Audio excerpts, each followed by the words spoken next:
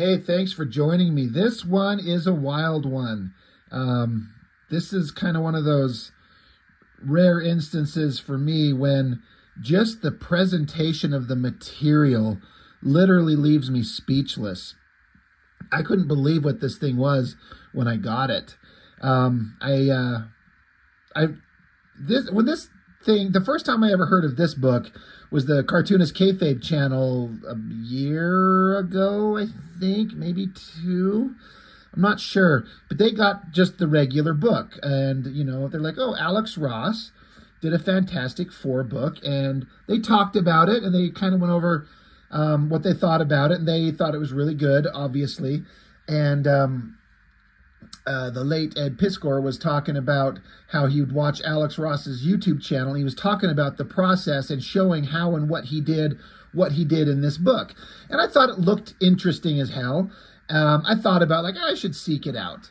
But then, not too long ago, a week or so ago, one of my buddies on YouTube here, Maximus Rex, he got this book and showed it off.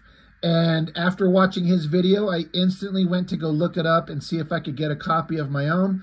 I went on to Amazon, and this is, I was expecting an unbelievable price point. It's not like I recently just reviewed, trying to snag it here, an artist edition from Erik Larsen, which I loved. And it is significantly bigger than this book. Just to kind of give you a size comparison, there's the tops there, but then the bottom comes way off, So the artist edition, this is bigger, than this, but I still kind of think of this as an artist edition. You'll see why when we get inside of it. But to kind of get a comparison to a standard kind of regular American comic book, let me grab one here. Let me flip through these. Let me show one that's at least equal in terms of quality and thought and story and effort put into art. Oh, there's one. Perfect. Yeah. Okay. Now, if you see the size, it's obviously a lot bigger than a regular comic book, but not like artist edition, like the one I just showed you. It's not quite that big, but it presents the material in a nice big kind of it's full glory, being so huge. But what I was getting at is that artist edition of Erik Larsen's, I paid $130 for that book. And there was a Kickstarter that just ended today that I was just debating on getting. It was this Jason Pearson artist edition, but they wanted $150 for the big full-size artist edition. I was just, I couldn't bring myself to spend that money right now, and I really wanted it. It's one of those things I'll probably never have that opportunity to get it again. I did pick up a sketchbook from that. It's like 64 pages of sketchbook for like $30. Anyway, I expected this book to be something like that, but I just looked it up on Amazon, and for $50, you get this book, this expanded edition. And so when you see what's in this thing, this is like, if you're a Fantastic Four fan, especially of classic Jack Kirby work, and if you're a fan of Jack Kirby himself, and if you're a fan of Alex Ross specifically, and if you're a fan of the process of making a specific kind of work, to see how an artist puts it together, especially when the amount of detail and research that Alex Ross obsessively puts into something like this, for $50, for me, that's a fucking steal. Let me show you how thick it is. That ain't no small book. This is just the kind of a paper that came with it in the packaging. If you're a process junkie and you like to see how a creator goes through all the kind of thoughts and the sketches and the scribblings and the steps to get to the final product, this is the book for you. Even if you're not a huge fan of the Fantastic Four, even if you're not a huge fan of Alex Ross specifically, I can't imagine anybody who enjoys comics and art in general not being able to find something incredibly interesting in this thing. I am not the world's biggest Fantastic Four fan. I like them. I respect them. I understand who and what they were in their day and what those characters did and what they were, what Jack Kirby brought to the table, his contributions to it all. I get it. But their kind of heyday was done by the time I was reading comics. And they were more of living legends than interesting characters.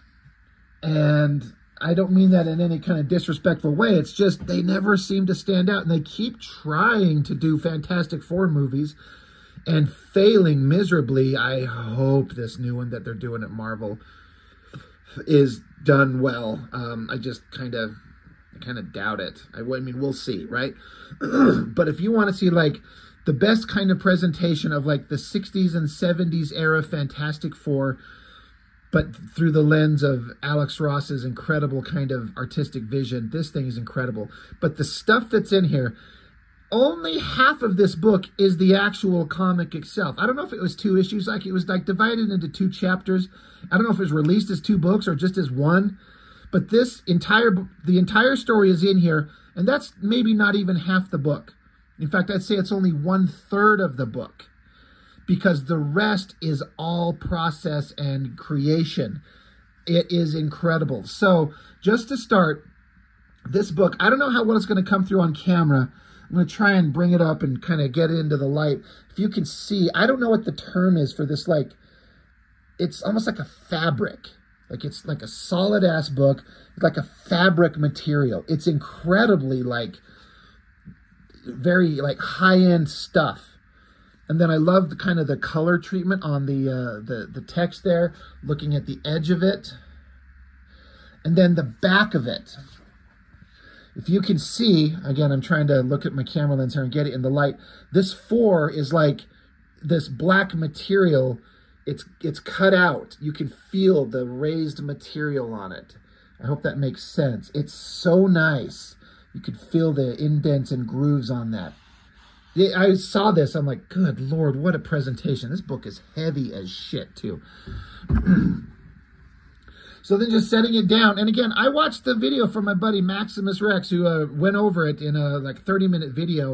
And I'm wondering how long mine's going to take, because if we want to talk about all the interesting stuff in here, it just kind of, if you want to see it all, you can't help but go on for a lot.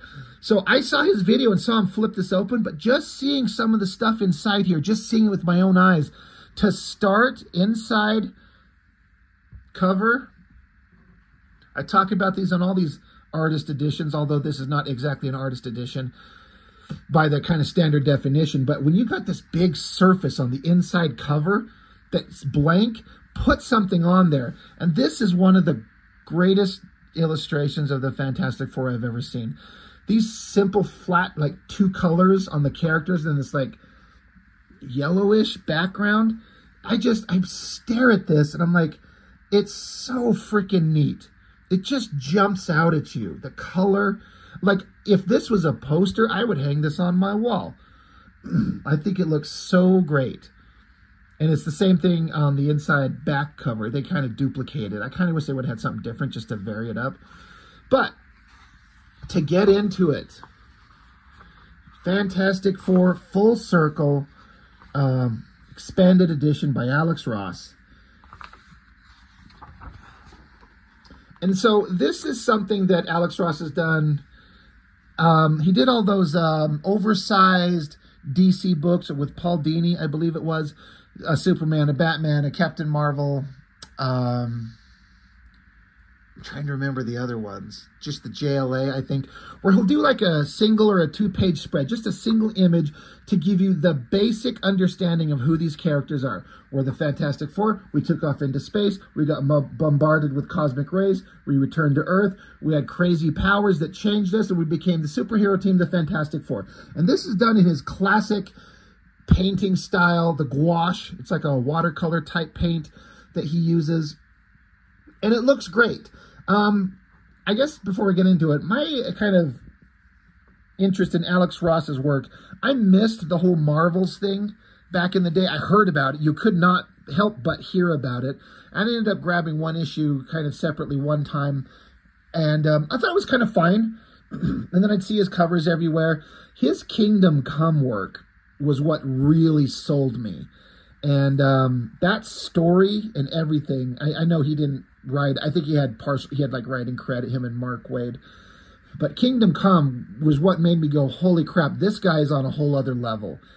And it never kind of went back to those kind of heights for me. Everything he does looks just as good as anything else he's ever done. It's always high quality.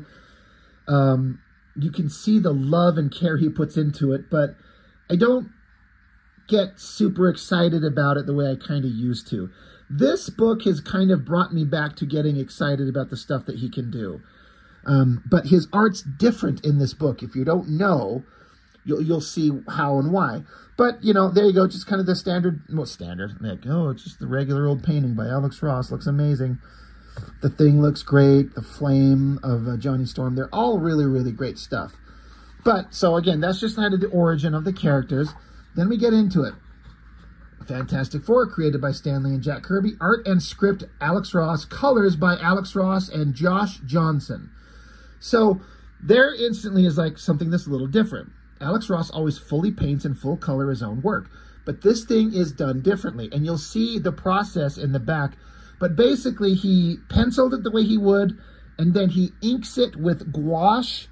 And I think he says in the back some kind of a colored pencil to give it kind of a gray tone and kind of a dry brush effect. And that was what the original artwork looked like. And then he did some color comps where Alex Ross did by hand the colors and then hands it off to this Josh Johnson, puts it into the computer to give it an entirely different colored effect that you'll see that is supposed to, there's an effect that they're going for, and I don't have the vocabulary for it. I'm not sure how to explain it. More flat colors in big, broad, like a big, bright palette to kind of mimic the way that the coloring would look on the old comics. And you'll see what I mean. If you haven't seen any of this book, you'll see what I'm talking about. And if you've already seen it, you kind of already know what I'm talking about. And you're probably like, this is what it means, dummy. Use these words. But it seems like it's done to emulate a kind of modern version of the old kind of flat, limited color palette of the old comics. And you probably can't tell on camera, but there's like a dot pattern put through everything on this to, again, mimic those dot patterns in the old printing techniques. It's very interesting, but you can't escape the great dynamic angles that Alex Ross gets with this low angle looking up at the buildings. I'm not going to spend too much time talking about the story and what it means in detail like I do when I do kind of a point-by-point flip through, because there's so much to get into with the rest of the book. I don't want to be here 3 hours. But, you know, a creepy-looking figure approaching a building, presumably Fantastic Four. And then here we go. See the way that these blocky chunks of yellow in the backgrounds, and then the coloring on like the Thing here, these yellow highlights on him, and then this kind of cool tone on the opposite side of him. It's very different from like a lush, fully painted, realistic kind of approach to coloring like Alex Ross normally does. It's done completely differently, and I gotta say, I really dig it, because I see what they're going for. It's strange, but it's awesome. I love this shot, this extreme close-up of the Thing. I feel like this is the closest I've ever been to this character, in that there's probably drawings out there where you've been closer to his face than this, but the way that Alex Ross paints it makes it look three-dimensional and like a living, breathing rock monster thing. That looks so freaking neat. I remember just seeing that and going, God damn, does that look neat.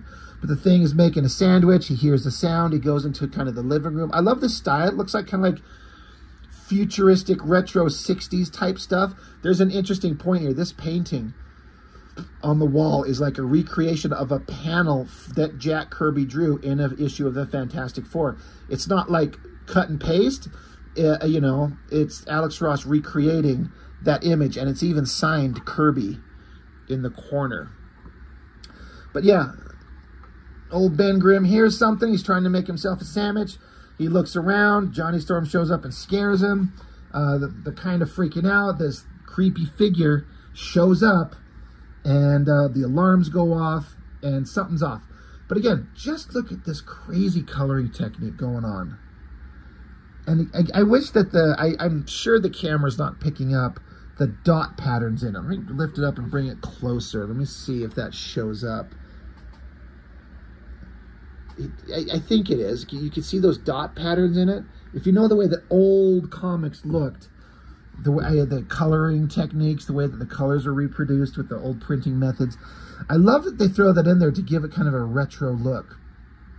Intruder, Reed Richards jumps in there, and then this mysterious figure just collapses into their arms. So they take him to a medical facility in their headquarters here and start looking at him. Again, look at these wild colors. Just kind of flat colors and all these yellows. It feels like yellow is a big kind of important thing in this. But they get this guy and they look at him and they're like, hey, I know this guy. Now I should say, there's no way I would know because I didn't read any of these original works and I have no kind of connection to them. But there is the issue, what's it called? This Man, This Monster? Is that the classic title? I'm sitting here trying to remember. This Man, This Monster. That's like considered one of the best stories in the Fantastic Four. This is based on that story. This is following that issue. And this is a character that was in that comic. Now, I didn't know who this was because I've never read that story until this book, which we'll see more of it as we get into it. But I can only imagine for people who are really familiar with that work, being just giddy to see Alex Ross taking that story and expanding on it. But things like, I know this guy, and then they give kind of a basic recap of the story of This Man, This Monster, that classic image of things standing in the rain, and then the couple of panels that I have subsequently found out that Alex Ross repainted versions of panels from the original book that Kirby drew, and we'll see those in the back. So again, anybody who knows that story has to look at this and be just, I could imagine myself getting super excited, like, holy shit, that is so great. It's so neat to see that classic story brought back to the forefront again in this great work by this great artist and expand on it. So they kind of explained the connection of this guy and what went on in that book. And again, these are kind of reproductions of Jack Kirby's work, but through Alex Ross's painting to show what happened in the Negative Zone and how there was a person that impersonated the Thing, and he kind of presumably sacrificed his life to save Reed Richards, to get Reed Richards out of the antimatter, Negative Zone, whatever it is, and presumably died. And this was the guy who was impersonating the Thing. But here he is.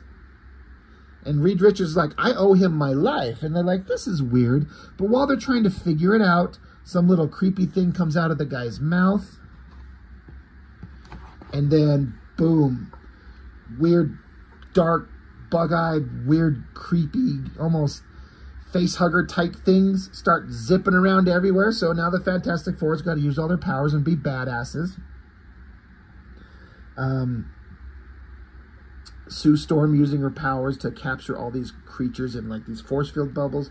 I think I read somewhere in the back, there was a lot of back matter, and I kind of read some parts of it and didn't get a chance to read it all. But Alex Ross was saying he wanted to make Sue Richards here more of a fleshed out character than just kind of a nagging pain in the ass that she was sometimes portrayed as in the old books, which is just kind of a element of the writing style and the kind of the attitudes of the day. Like, you can't really fault people for just creating works that reflected the era that they live in. But he tried to make her a more, a bigger presence. And I could kind of see that through this work. And make her more powerful, make her more interesting, make her opinions matter. But yeah, all these creatures come out, they're just oozing out of this guy. And they're like, these things are not coming from inside his body. They're like coming from an alternate dimension through his body. So Reed Richards gets this big old device and clamps it down on him. Love these drawings of Johnny Storm. Looks great. These creatures are trying to like go inside Ben Grimm's mouth. So he's having to like block it. And finally Reed Richards gets this, you know, science device on top of the guy. And then he activates the interior defenses of their home here, and it zaps all these creatures, drops them all dead, and they're like, holy shit, well, we got that done. They're like, all right, well, he says, this body was a shell containing a dimensional gateway. We need to find out where these things are coming from immediately. We got to clean up, and we got to go do a thing. So they do some cleanup, and if you notice, there's that stupid little robot version of the character that they put in the Fantastic Four cartoon because they didn't want to have the guy on fire because they were worried that kids would light themselves on fire, as if we're all fucking stupid. There's versions of those robots. Herbie, is it? Sue Richards, she shows up in a uniform. I gotta say, Alex Ross art doesn't lend itself to drawing female figures in a way that's like that over-sexualized kind of comic book style like you see in a lot of those image artists do. I'm not saying that it's a negative or a positive necessarily. It just is, and some artists are better than others. His women always look realistic and believable. I gotta say, that is one of the hottest figures I've ever seen Alex Ross do. She's in shape, but she's thick and sexy as shit, and that shiny uniform material that he paints on her. I remember looking at this as I was flipping through it, and I'm like, God damn, Sue Storm, you better just chill out with your hyper tight outfit, and Reed Richards is gonna start stretching for you any second.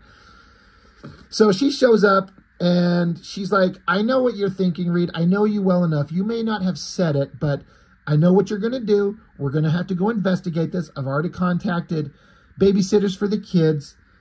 Don't try to tell me you're not thinking about it. I know you well enough. I know what we're going to do. And so that's another thing where Alex Ross is giving her some kind of agency. And she's supportive and smart and a true hero, just as good as all the other dudes. And so, you know, they make out. He gives her the old rubber tongue. And she's like, you know, they invaded our home where our children live. Let's not waste any more time in bringing the fight to them. So I like it. She's like, they invaded our home. They attacked us. Let's go solve this shit. Let's go. So another great shot. Again, with the coloring. It's so wild. And then in the back matter, I didn't know this when I did my first flip through this, but there are so many panels, like this one here is kind of an amalgamation and kind of homage representation of some stuff that Jack Kirby did in the old comics. We'll see that when we get to the back. Some of these panels are just straight like painted versions of Kirby work.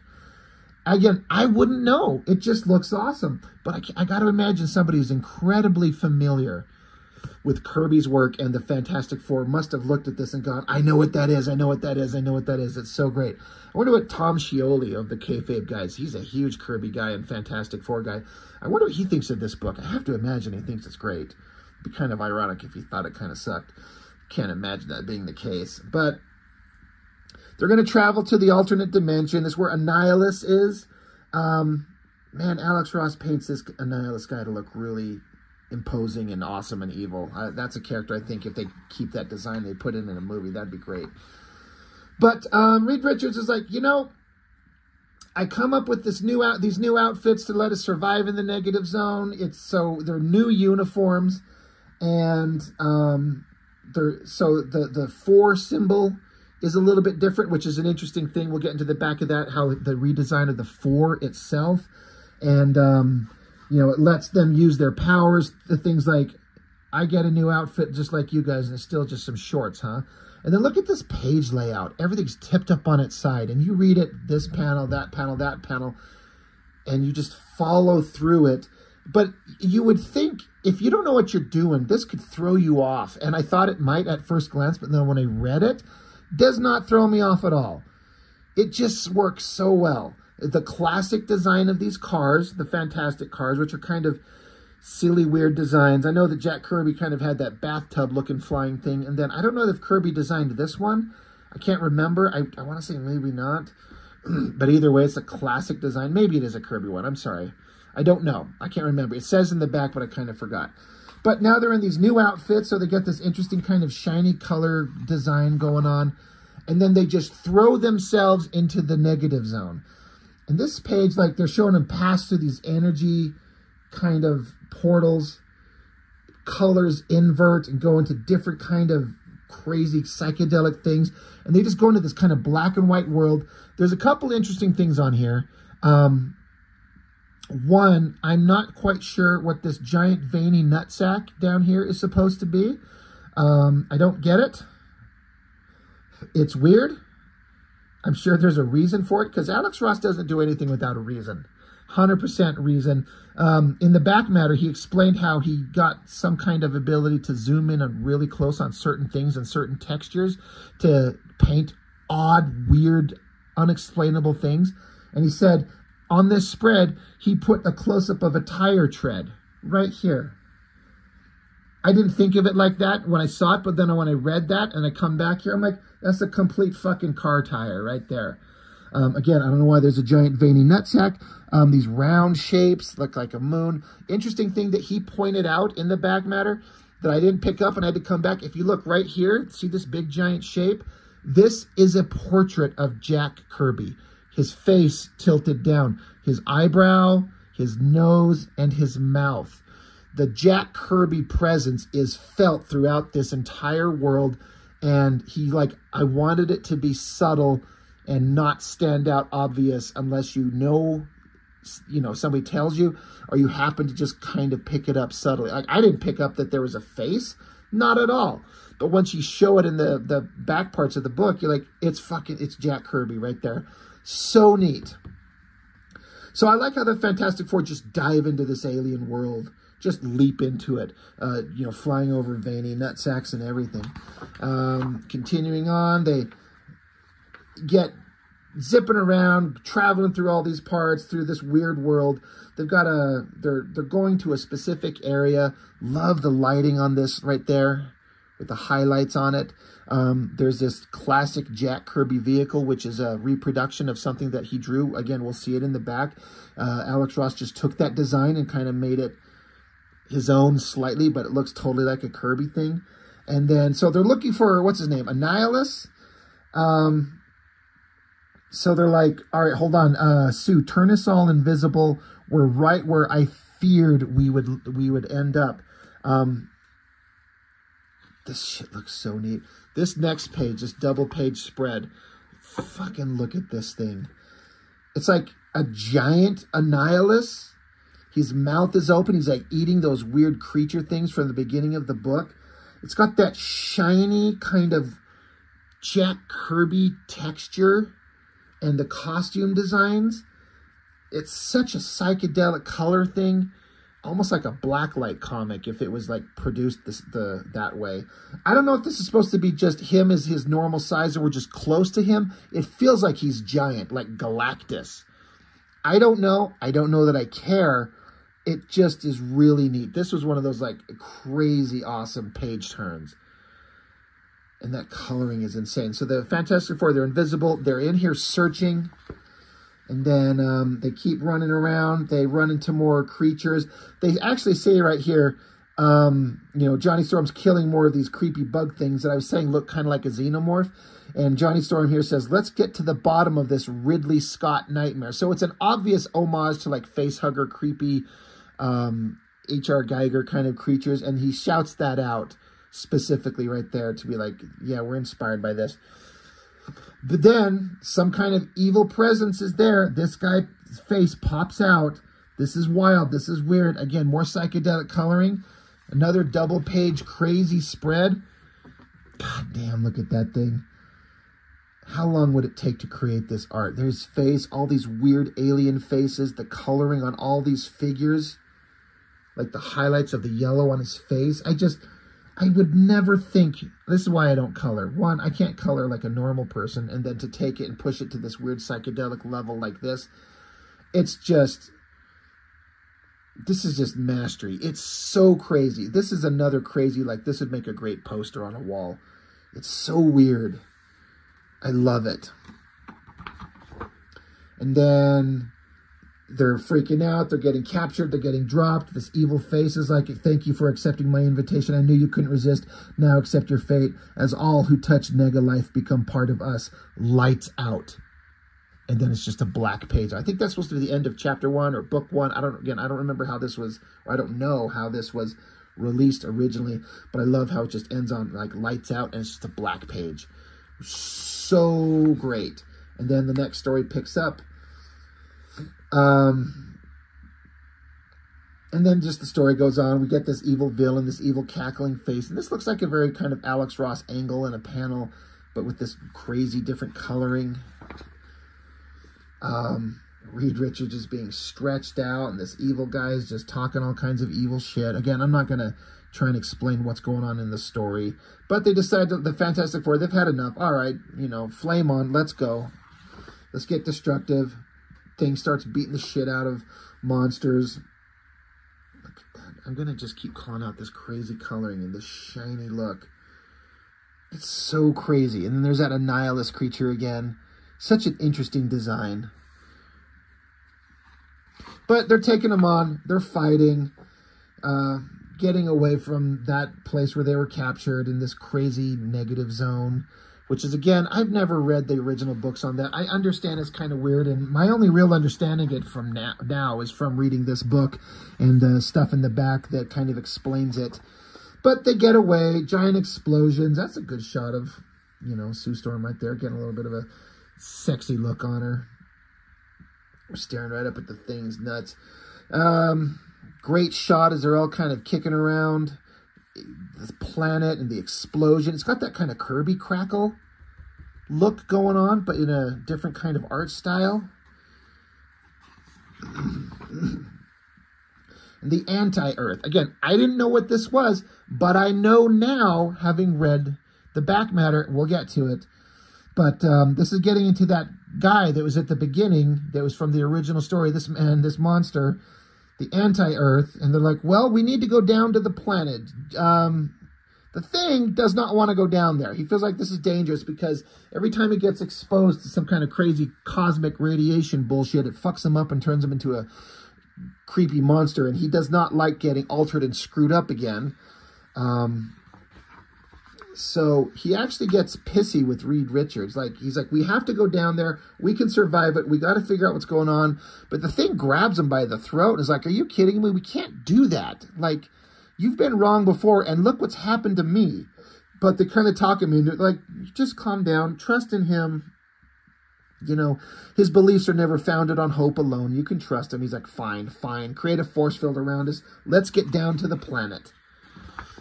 So, great shot in a bubble as she's, you know, protecting him as they come down to the planet.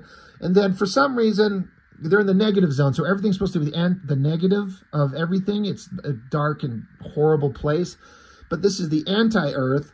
But for some reason, there's like a field around it that is negative to the negative zone, if I understand correctly. So you come down here, and it's like this crazy paradise.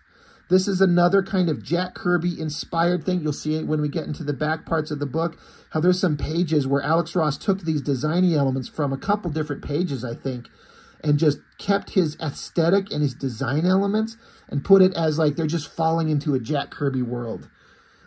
It's so freaking neat. And then more kind of wild kind of panel layouts with all these things at an angle coming down like this. You know, they're passing by the cities. Reed Richards turned himself into a giant umbrella, like a parachute, just like in The Incredibles, like the mom did, right? But it makes sense. If you can flex, you know, do that. The Thing's getting kind of pissed off. He's grabbing onto spaceships that are zipping around and like, no, don't throw it at people. Don't start killing them. And then some soldiers come along. So the Fantastic Four are getting ready to defend themselves. Some other creatures start showing up. A lion guy, some kind of alien creatures, a guy in a big armored suit. They don't speak the same language. The guy in the big armored suit shows up. And somehow they figure out this guy can speak English. So the guy takes off his helmet. And it's that guy that was at the beginning of the book. that they were like, hey, we recognize you. And again, if you read that original Fantastic Four issue, This Man, This Monster, this is that guy who, in that original book, showed up. He's an evil scientist. He wants to kill Reed Richards. So he kidnaps the Thing and through his own scientific devices, like, swaps genetic makeup so he becomes the Thing, and Ben Grimm goes back to being human. And the idea is that this character was going to go and infiltrate the Fantastic Four and kill Reed Richards so he can prove that he's the better scientist, this other guy. But when he gets to work with Reed Richards for a little bit, he sees that Reed Richards is actually a profoundly heroic and selfless man. And that's why he ended up giving his life, presumably, as we saw back in the original kind of flashback pages, if I can find them real quick, where I was showing where they were in the negative zone, and this is that guy in disguise.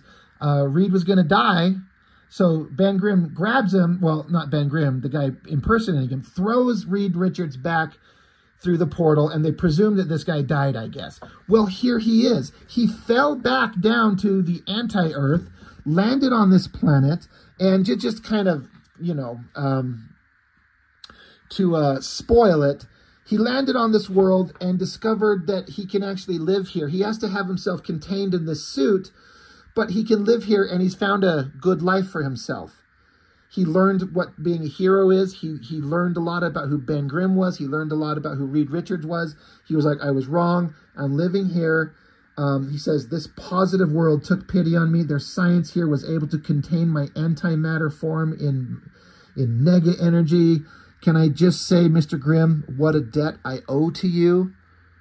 For a man I first saw only the shell I could steal. I owe everything. I not only walked in your footsteps, but I had your very essence take me over. You made me realize, as did Dr. Richards, the foolishness of my jealousy of him. I was a better man when I was you. And so the Thing's like, I don't know what to say. So this guy who was a villain, and at the end of the original Fantastic Four book, he saw the light of his, you know, the error of his ways and presumably sacrificed himself. But we're seeing that he actually survived and lives down on this planet.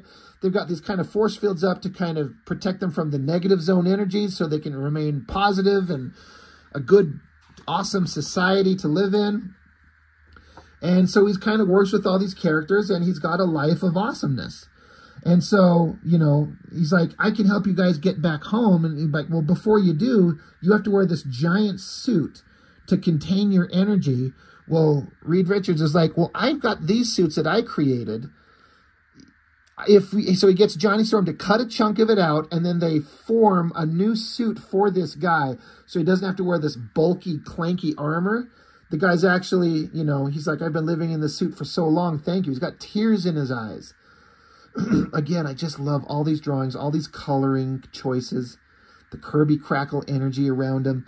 But basically, they're able to form a new suit for him, which we'll see here in a minute, so he doesn't have to live in this suit. And then they give him these devices that allow them to travel back to the Fantastic Four can travel back to the regular world. So then this guy reaches out his hand, shakes their hand, and they're like, this is all worked out. This is actually was a mission that ended on an extreme positive note. So there's the guy in his new skin-tight Reed Richards designed thing to contain his powers, and then the Fantastic Four clank their wrists together because they got these little devices, and this sends them back to regular Earth. It's a great shot of her face. Crazy coloring. And they end up back at their home. And they're like, well, that's crazy. And even Johnny Storm's like, man, we should just stayed there. What a paradise we were living in. So the mom comes back and hugs their kids. And everyone kind of goes their ways. The Thing's going to go make himself a sandwich. And look at that wild psychedelic coloring. Holy shit, that's weird. And so Reed's having some kind of like thought about the negative zone. And whatever, I'm not going to get into it. He's just kind of having like I wonder if this means this. And, you know, what could this mean for the future? And the Thing's like, he's like, we're home, we're safe, just be happy. So that is the end of the story itself. And again, that is only this much of this book. There is still this much of the book to go through.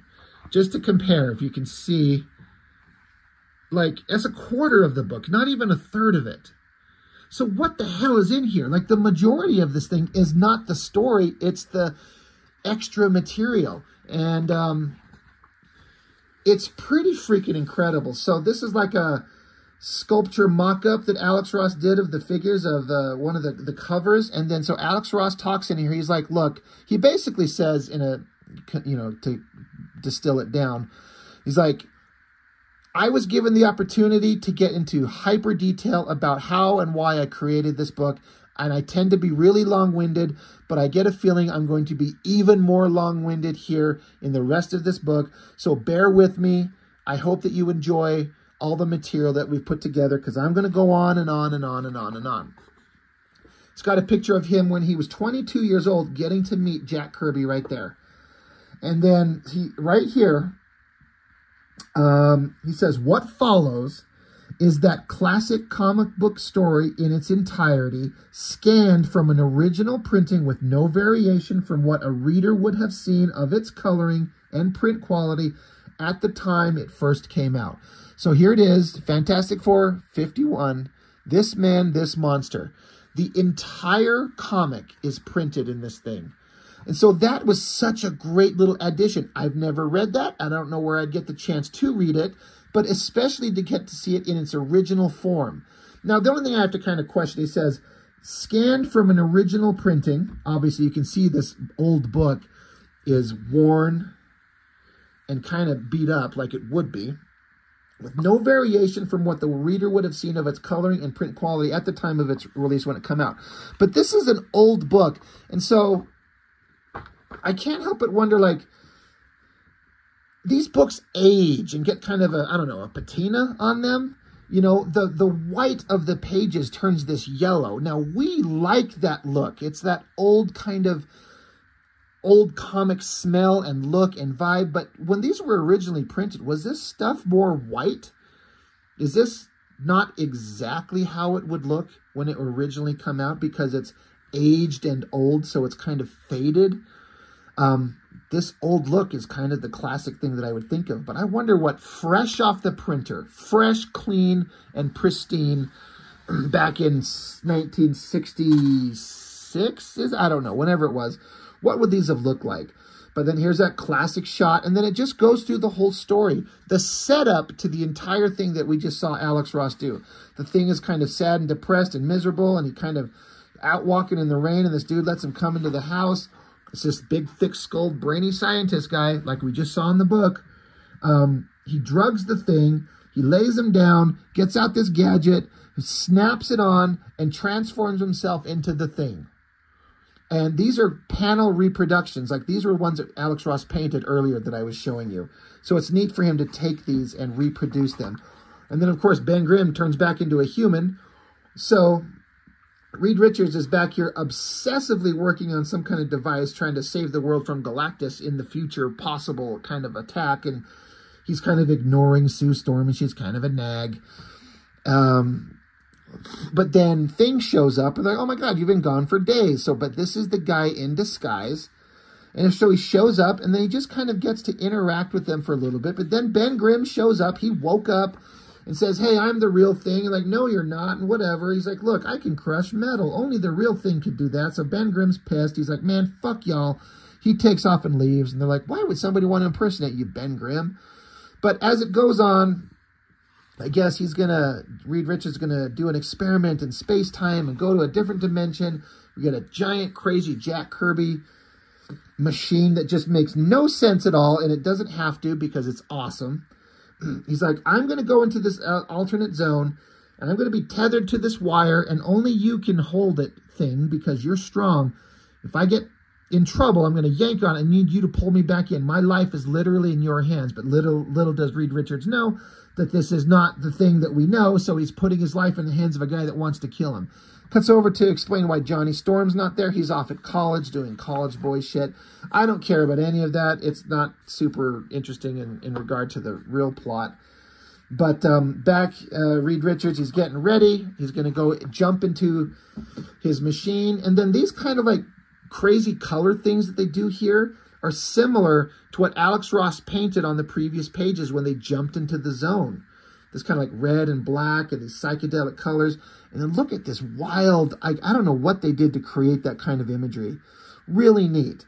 But it's just an alternate universe. He gets stuck in there, and there's that anti-Earth, and he's freaking out, and he's tugging on the line like, Ben, pull me back. And so Ben, the evil scientist guy, is thinking to himself, like, I could let him go. I could let him die. I shouldn't I? But this Reed Richards is actually kind of a good guy.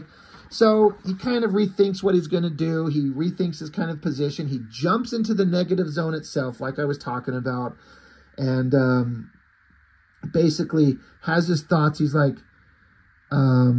the imposter. He says, so this is how it's going to end. And even now, he's worried more about me than himself. That's the guy I've spent years hating, being jealous of, and I ain't worth his little pinky. So he just picks up Reed, tosses him back through so he can go back to the regular world, and presumably he falls down to the planet and probably dies. And then once that is done, I guess Ben Grimm just turns back into his regular self. So, okay, well, that's how the story wrapped up. There, he's back to his regular self, and they're like, that guy gave himself for us, and blah, blah, blah, and he learned a lesson. One thing is certain, he paid the full price, and he paid it like a man. So I was actually surprised at this story. I've heard of this. It was nothing like I thought that it would be. I was actually really shocked. I'm like, that's the story? This man, this monster, and that's what it was? I mean, I'm not saying it's bad. It was just really weird. But I love that they reproduced the entire thing.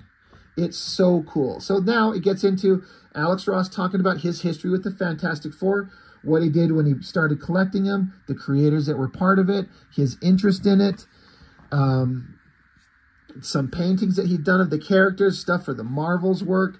It just goes on and all kinds of neat stuff. Then he starts building a project. He had some designs when they kind of approached him to do some designs for a 2000 film that they didn't like. This is something interesting. I love these shots and these colors and everything like that. Those are really neat. He's saying that he was trying to redesign the Four.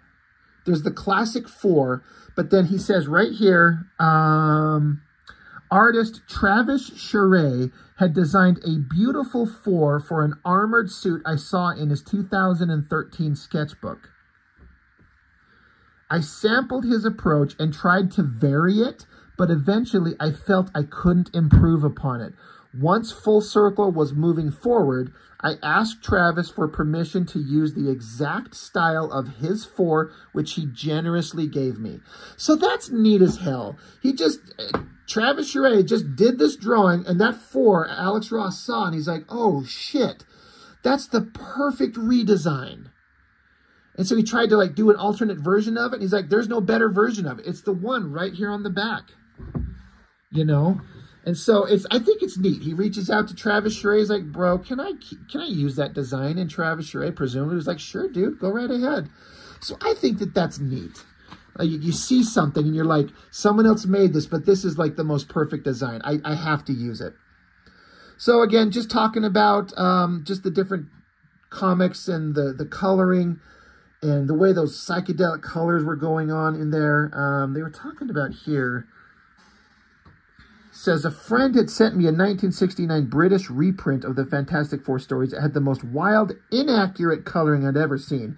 And it blew my mind. I knew there was something special here to translate, if I could figure it out. So he did marker roughs on my experimental costumes that didn't render the forms like I would usually do, but instead placed large blocks of vibrant color that pushed the mood. These color tests also harken back to the 60s era and early 70s black light posters.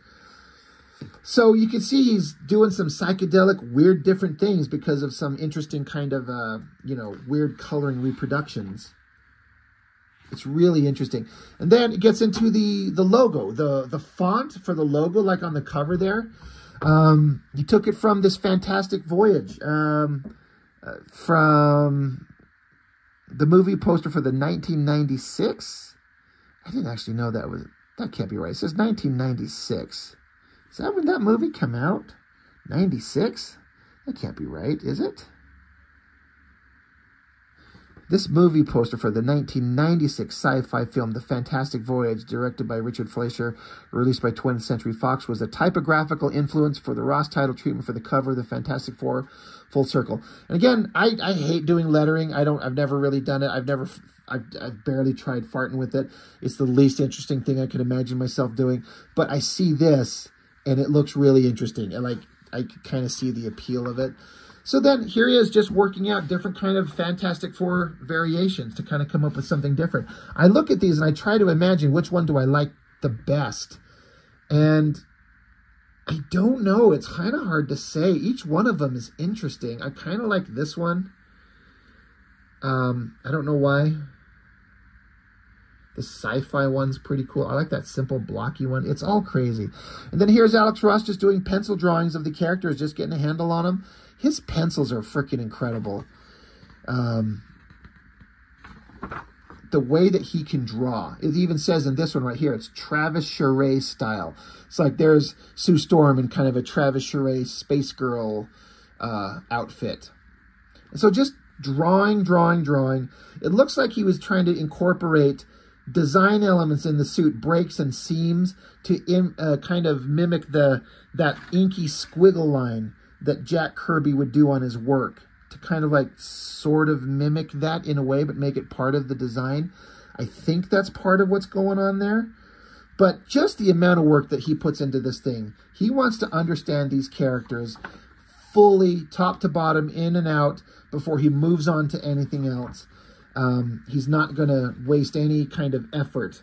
He's going to spare no expense to bring the best possible thing. Here's some old classic Kirby covers that he did kind of alternate full painted versions of. Trying to skip through this a little bit quicker because here we are approaching almost an hour. And there's still like half the book to go. But just more influences, more ideas. Looking at like these old comics, but look at these wild colors with those bright yellows and stuff like that. You can see the coloring kind of thing that they were trying to mimic in the book itself with the kind of weird coloring going on here. It's so interesting.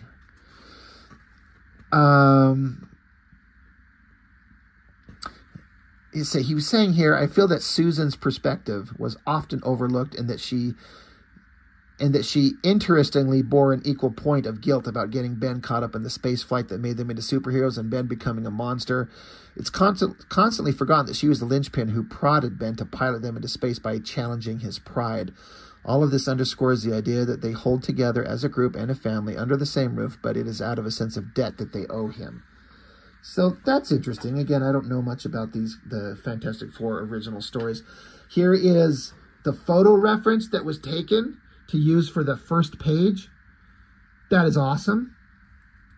So you can see these buildings and how we kind of altered them just to get have some real life kind of reference to draw the architecture. There is that painting on the wall that I was talking about, and there is the original right there, this little image that Alex Ross took and kind of recreated as a piece of art on the wall in their home. I think that's so neat. There's the original, this man, this monster, Ben Grimm standing in the rain, and then his painted version.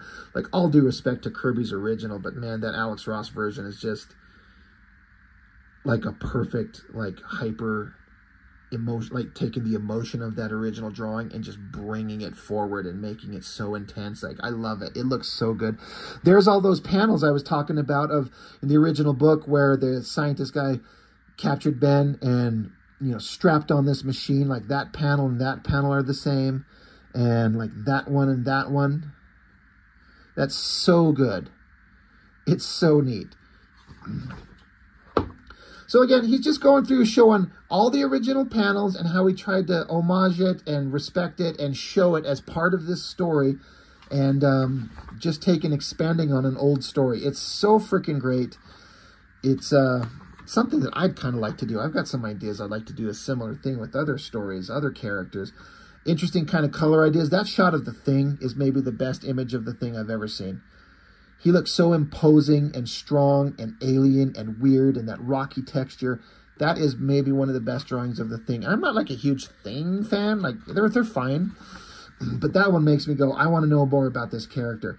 Then Alex Ross, he sculpts his own faces and then stitches together original costumes with the shiny sheen to use as reference to light his figures for his own book. This guy's attention to detail and his obsessive nature of his work is insane. He's got these little action figures that he's kind of made. There's the car designs that he throws in there. There's that original Kirby, whatever this vehicle is, that he threw in there into the background.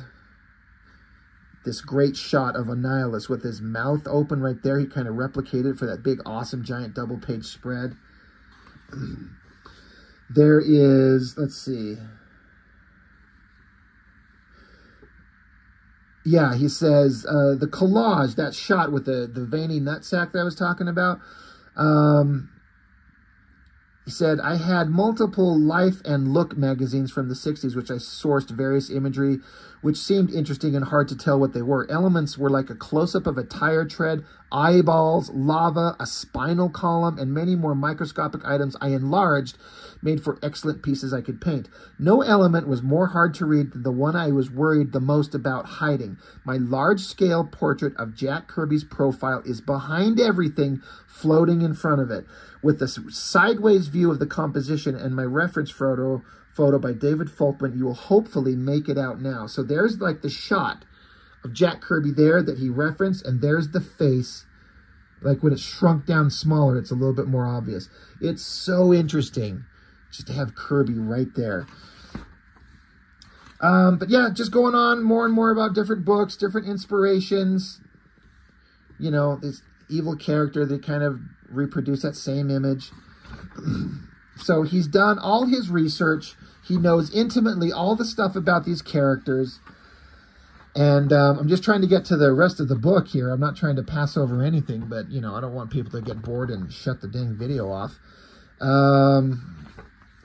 All the other character designs, just working out everything. It's fantastic. So then he gets to a point where he's like, okay, the work process, I'm ready to go. So he's got little thumbnails of all these pages, and he reproduces these microscopic thumbnails here for you to see. And these are some very detailed thumbnails. Once you see the level of work he puts into this, little tiny thumbnails here of all these pages, the scripts, the writing, and then he gets to a point where he does larger thumbnails. And I don't know, I want to say, I guess I didn't see if these are the actual scale that he drew them at, but this is every page that is in this book is in this kind of secondary thumbnail. Maybe it's not every page. No, I think it is. I think it's every page. Just these thumbnails, the drawings themselves are almost enough that you could hand off to an inker and have them finish them up. And these are his thumbnails, like his secondary thumbnails, it looks like, because he had these little tiny, rough, hard-to-read ones. Then he does these bigger ones, doing all the page layouts. The amount of drawing that goes into each one of these is insane.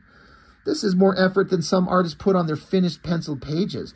But it's every page of these rough samples. And again, you could hand these off to an inker. It'd have to be a finisher, not just somebody there to trace lines, but to like embellish and finish the thing. These are like just layouts, and then you got to give them to a finisher. But the amount of work that goes into these is fucking amazing.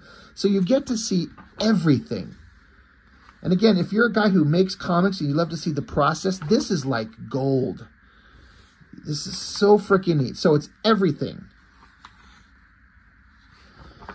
Then it gets into some reference. There are those action figures that he built, taking pictures of himself, posing his own little thing action figure to get reference for the thing that he's drawing there. And then I love these shiny materials. They get these kind of like highlights and glows. Like it's invaluable in reference. Like it's so freaking great. More shots we took of action figures or just himself. Same thing with those action figures, just to have real life reference to design your pages. The lettering again, but then the penciling. So now it gets into showing in full size the pencils to every page in this book. every page, the pencils that he drew by hand and then inked later and then digitally colored after the fact, every page of that story is reproduced. So just starting right at the beginning, this page here, there it is in pencil there. Again, this you could 100% hand off to an inker. It'd be amazing to see what somebody would do with this. And again, it's every page of the book that we just saw. There's that great close-up of Ben Grimm. All these things. Like, this would be amazing to just have somebody take an ink on its own. And this would be a beautiful book. It doesn't have to be painted the way he does. But again, it's just, I was shocked that they reproduced these in its entirety. The entire book. That's why it's so thick. You get the full story, then you get all that back matter explaining the creation process. Now you get every page. And again, I know I'm just repeating myself, but you could hand this to an inker and be like, take and do your work. You know, be a finisher and bring this stuff, you know, finish it up. And you would have a beautiful book.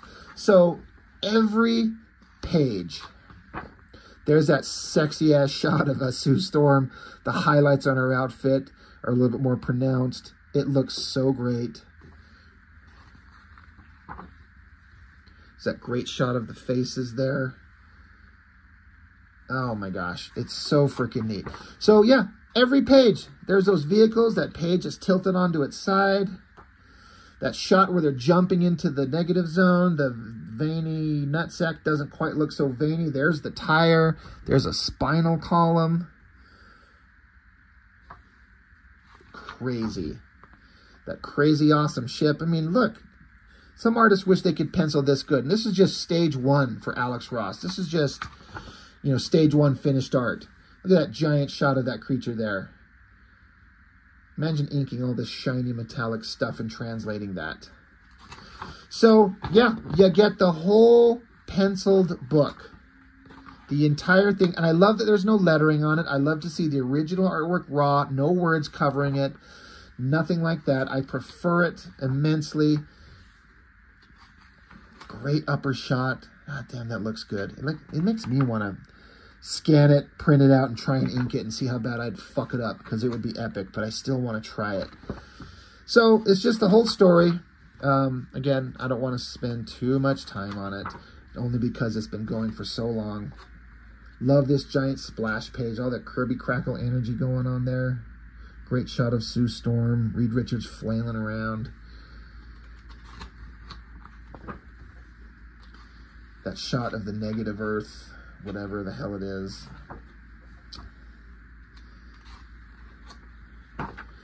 Look at that architecture, those buildings. Like,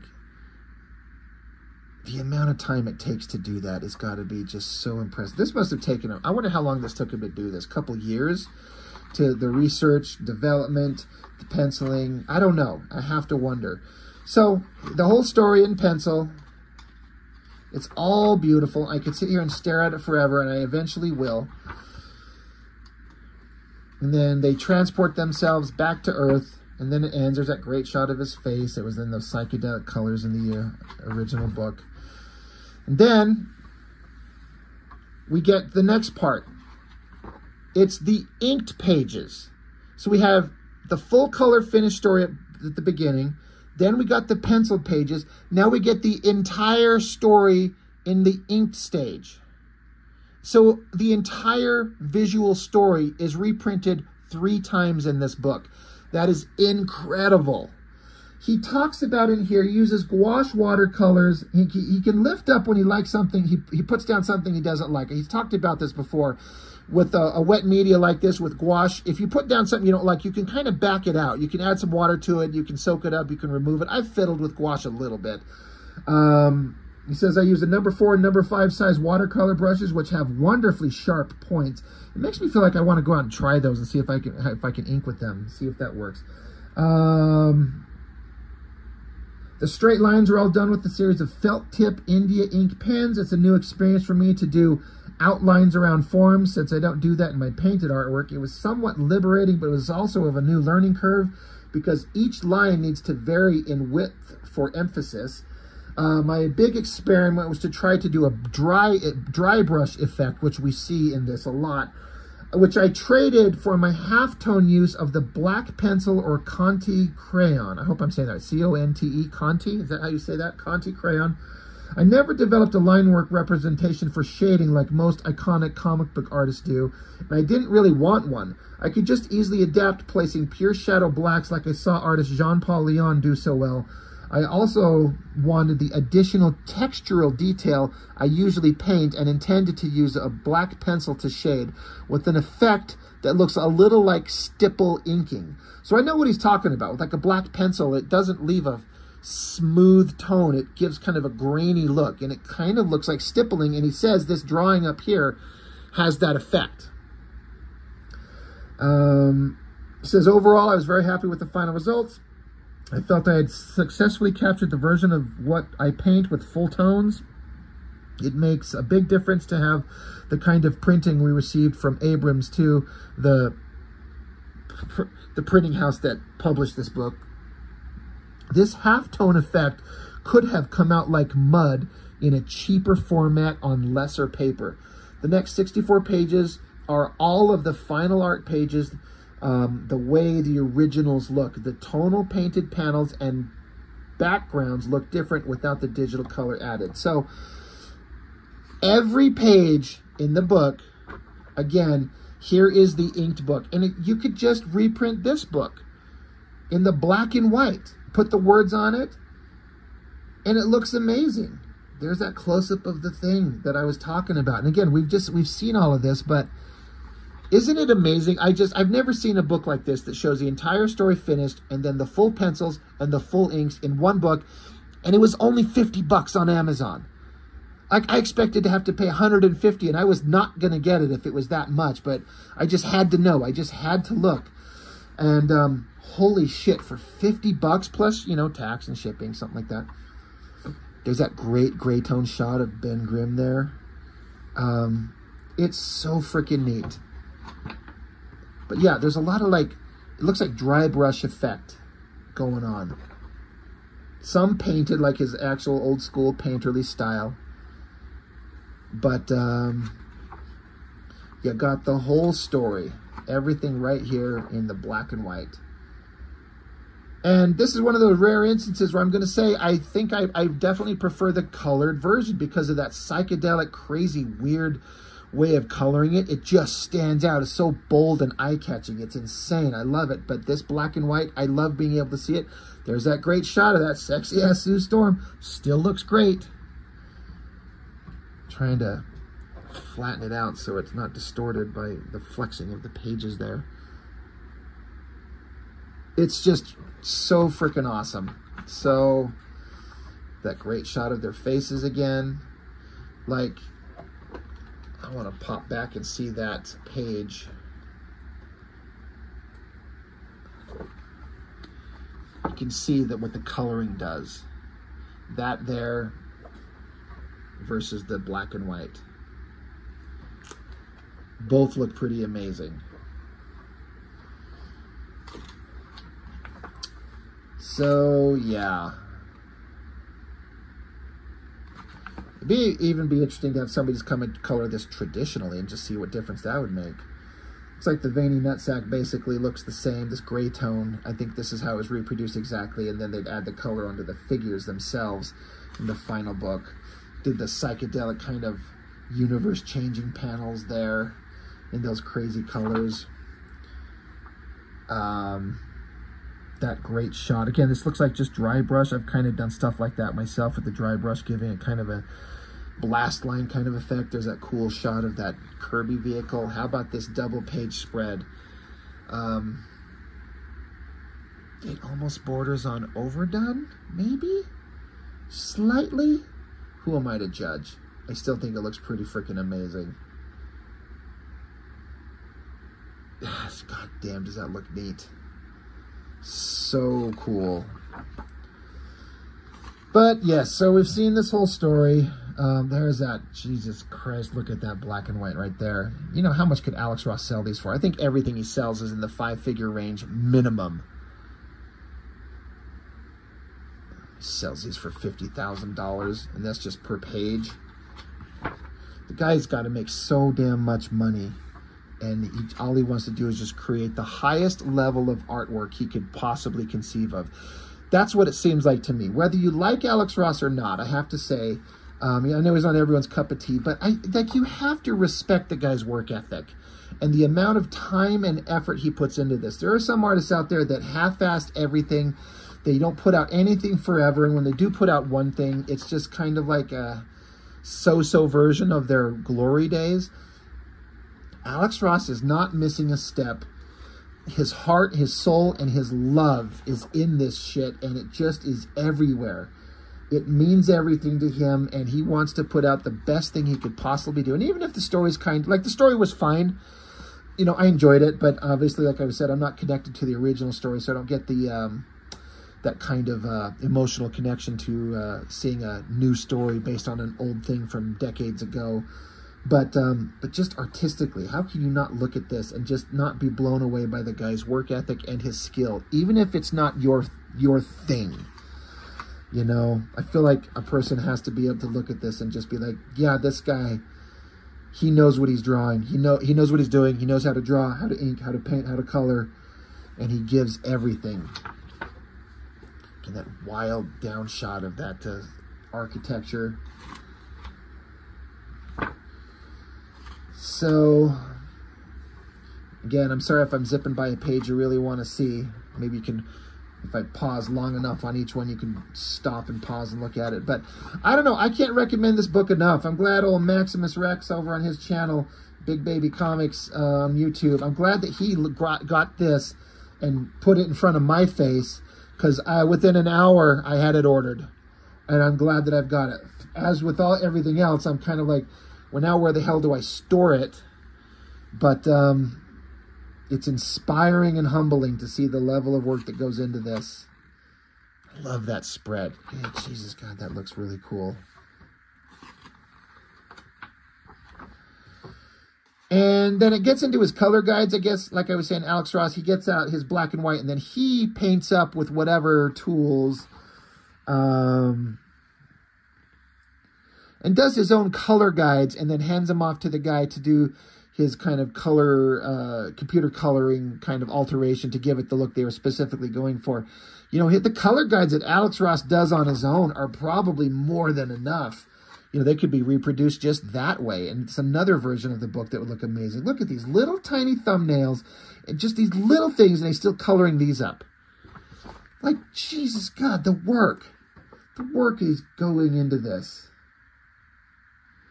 More thumbnails with all this coloring on here. If this doesn't make you want to get off your ass and start making comics, if you're one of the guys who likes to make them, I don't know what would. Yeah, there's his kind of marker color. Like, this is just Alex Ross coloring it with, it looks like marker, the way it's kind of going down. I could be wrong about that, but they're just color guides.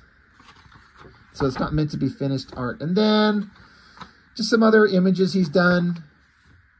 The characters in their outfits, their costumes, more logo treatments he's coming up with. I kind of like that one. It's just kind of highlighted with the color. That's neat looking. There he is doing the new costume in an old Jack Kirby style. That looks amazing. I think that looks so cool. This pencil work. And then some covers he's done, I guess, for various things. I like the black and white kind of look. That thing looks amazing.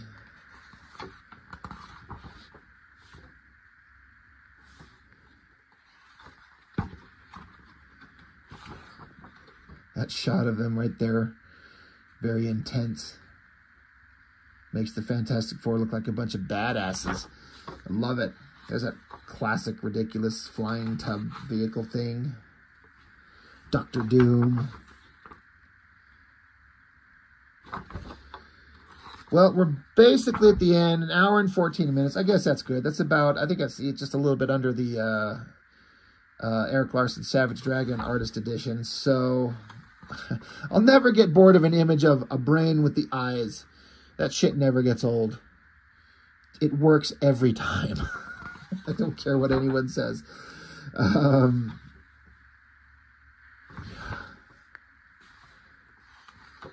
That's awesome. Like a classic Dame.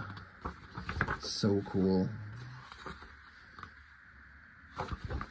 This one's wild, where like these monsters are like chewing at Reed Richards, but he's flexible, so you'd imagine this.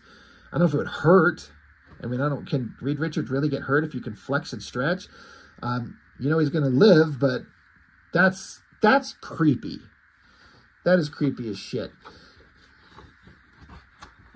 And just kind of a rough, oh, no, skipped one. So just more images, rough image there. How many times does he go through rough sketches to come to a final painting? He must have so many, like, what, 4 or 5 different processes before he gets to a final image. It seems like he's always doing improvements and variations on everything. He demands perfection. And there again, there's that same kind of ending shot. So that's it. Good Lord. I don't know. Like I said, I am not the biggest Fantastic Four fan. I'm not the biggest Alex Ross fan. I like them both. But it's not like at the top of my list of like, oh my God, I can't wait to see this. But this thing is like right up there with one of the coolest things I've ever seen. The presentation, the material, the amount of work that went into it, and then the cost is not bad. Absolutely beautiful work, and I'm glad I got it. Now I got to go find somewhere to stick it with all my other artist editions. I've got them on a top shelf sitting right next to me, these plastic stacking kind of shelving units, and the top shelf is like flexing down from all the artist editions on it. I hope you enjoyed this. This one was one of those things where I popped it open out of the packaging and I looked at it and went, holy shit, this is just on a whole other level. This is beautiful. And I hope you enjoyed it. I had fun looking at this. So I guess that's all I've got for now. So thank you for watching. I really appreciate it. I'll see you next time.